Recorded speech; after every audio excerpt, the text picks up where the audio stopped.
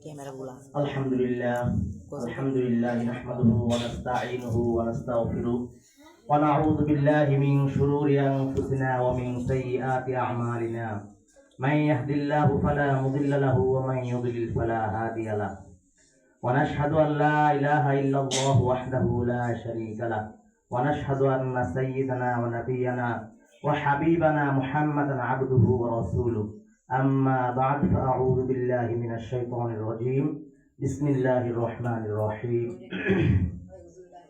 والسابقون الأولون من المهاجرين والأنصار والذين اتبعوهم بإحسان صدق الله المولانا العظيم قال النبي صلى الله عليه وسلم خيركم من تعلم القرآن وعلمه أو كما قال عليه الصلاة والسلام إنما الأعمال بالنيات أو كما قال عليه الصلاة والسلام আলহামদুলিল্লাহ, আল্লাহ তাআলা দরবারে লাখ কোটি শুকরিয়া যে আল্লাহ পাক রব্বুল আলামিন এই পবিত্র জুমার দিনে এই সম্মানিত মাদ্রাসায় আমাদেরকে আসার জন্য তৌফিক দিয়েছেন এবং কুরআন হাদিস থেকে কিছু কথা বলার এবং শোনার তৌফিক দিয়েছেন।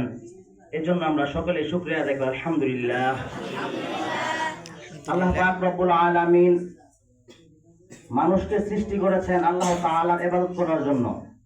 আল্লাহ পাক রব্বুল আলামিন দুনিয়াতে মানুষকে পাঠিয়েছেন শুধুমাত্র তার ইবাদত করার জন্য। এই ইবাদতের মাধ্যমে আমরা আল্লাহ তাআলাকে পেতে পারি। রাসূলুল্লাহ সাল্লাল্লাহু আলাইহি ওয়াসাল্লাম বলেছেন, খায়রুকুম মান তাআল্লামা কুরআনা ওয়া আল্লামা। তোমাদের মধ্যে সর্বোত্তম ওই ব্যক্তি যে কুরআন শিক্ষা করে এবং শিক্ষা দেয়। এই হাদিসের অর্থ শুধু আমরা এতটুকুই বুঝি, এই হাদিসের গভীরতা কতটুকু এটা আমরা আসলে যাচাই করি না।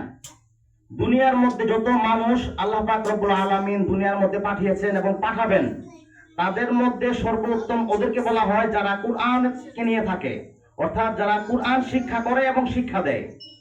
রাসূলুল্লাহ সাল্লাল্লাহু আলাইহি ওয়াসাল্লাম অন্য এক হাদিসের মধ্যে বলেছেন, যখন কোন একটি মানুষ মৃত্যুবরণ করে তার সাথে তিনটি জিনিস যায় কবর পর্যন্ত। দুইটা জিনিস ফিরে আসে, দুইটা জিনিস, আর একটা জিনিস সে কবরে নিয়ে যায়। দুইটা জিনিস ফিরে কি কি আসে? তার আত্মীয় স্বজন এবং ধন সম্পদ। আর সে কি নিয়ে যায়? নেক আমল নিয়ে যায়।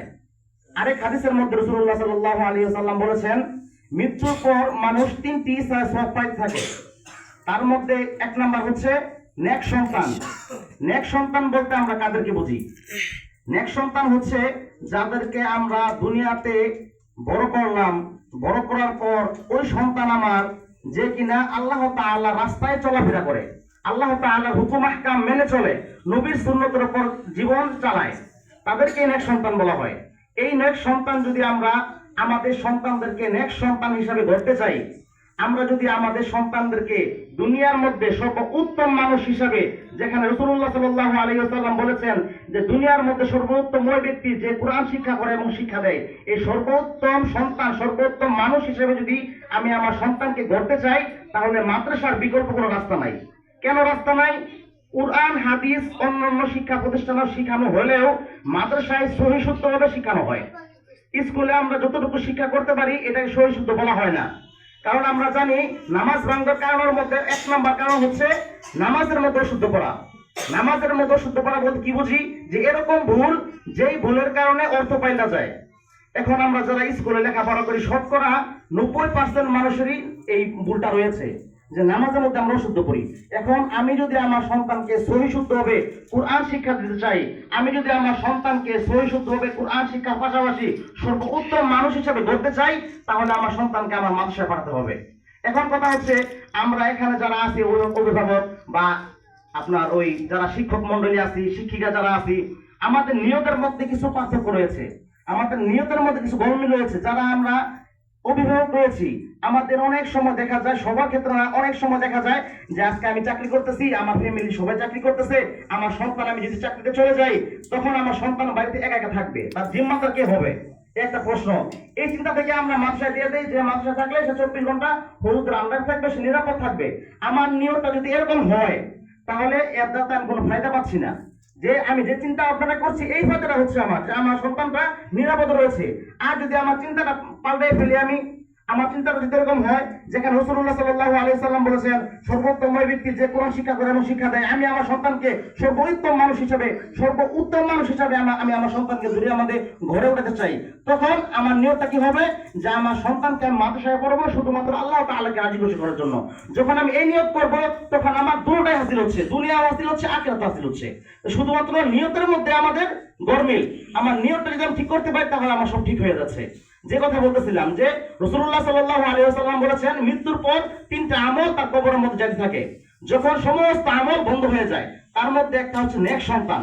এই নেক সন্তান যদি আমি দুনিয়াতে রেখে যেতে পারি, আমার সন্তানকে যদি আমি হাফেজ বানাতে পারি, আলেম বানাতে পারি, তখন আমার লাভ কি? আমার সন্তান যখন হুজুর হবে, অর্থাৎ হুজুর হওয়ার আগ পর্যন্ত, আলেম হওয়ার আগ পর্যন্ত সে যতদিন এই কুরআন হাদিস নিয়ে লেখাপড়া করবে, সে যতদিন পড়বে, আমি দুনিয়াতে থাকি চাই না থাকি, এর একটা ভাগ আল্লাহ পাক রব্বুল আলামিন আমার আমলনামায় দিয়ে দিবেন। এখন কথা হচ্ছে যে আমি যখন মৃত্যুবরণ করব, অর্থাৎ আমার সন্তান যখন লেখাপড়া করাবে, আমার সন্তান যদি 100 ছাত্র পড়ায়, এই 100 ছাত্র পড়ানোর কারণে ওই 100 ছাত্র যে অক্ষরগুলো পড়বে, যে শব্দগুলো পড়বে, এর মধ্যে যে নেকি হবে, এই নেকি তো আমার একটা ভাগ তো আমার ছেলে পাবেই, ওই ভাগ থেকে আমিও একটা ভাগ পাই থাকবো। এইরকম ভাবে কিয়ামত পর্যন্ত যত ছাত্র আসবে আমার সন্তানের মাধ্যমে, অর্থাৎ সিলসিলা হিসাবে আমার ছাত্র তার ছাত্র এরকম ভাবে কিয়ামত পর্যন্ত যত ছাত্র আসবে, সমস্ত ছাত্র পড়ে লেখাপড়া করে শিক্ষকতা করে মানুষকে শিক্ষা দিয়ে যেই পরিমাণ নেকি অর্জন করবে, তার একটা ভাগ আমার কবরের মধ্যে কিয়ামত পর্যন্ত থাকবে। এই একটা লাভ। আমি আমার সন্তানকে যদি আমি আলেম বানাতে পারি, আল্লাহর রাস্তায় যেভাবে আমাদের সন্তানকে আল্লাহ পাক রব্বুল আলামিন কবুল করবেন, আমার সন্তানকে দ্বীনি প্রতিষ্ঠানে লেখাপড়া করিয়ে আল্লাহ তাআলার বান্দা হিসেবে গড়ে উঠাইতে পারি, তা আল্লাহ পাক রব্বুল আলামিন আমাদেরকেও এই আমল, এই নেক কাজের অধিকারী হওয়ার তৌফিক দান করবেন। তা আমাদের নিয়ত পরিবর্তন করতে হবে। আমাদের নিয়তটা এরকম হতে হবে যে আমার সন্তানকে আমি মাদ্রাসায় দিয়েছি শুধুমাত্র আল্লাহ তাআলার রাজি খুশি করার জন্য। যখন আমি এই নিয়তটা করতে পারবো, হাদিস শরীফের মধ্যে রাসূলুল্লাহ সাল্লাল্লাহু আলাইহি সাল্লাম বলেছেন ইন্নামাল আমালু বিন্নিয়াত, এই হাদিসটা খায়রুকুম মান তাআল্লামা কুরআনা, এই সমস্ত হাদিস আমার সন্তানরা পড়তেছে, তারা এগুলো মুখস্থ পারে, কিন্তু এর মর্মটা আমরা বুঝতেছি না। এর মর্ম আমাদের বুঝতে হবে এবং এই হাদিসের উপর আমাদের আমল করতে হবে। আল্লাহ পাক রব্বুল আলামিন আমাদের সবাইকে এই হাদিসগুলোর উপর আমল করার তৌফিক দান করুক। আমিন ওয়া আখিরু দাওয়ানা আলহামদুলিল্লাহি রাব্বিল আলামিন।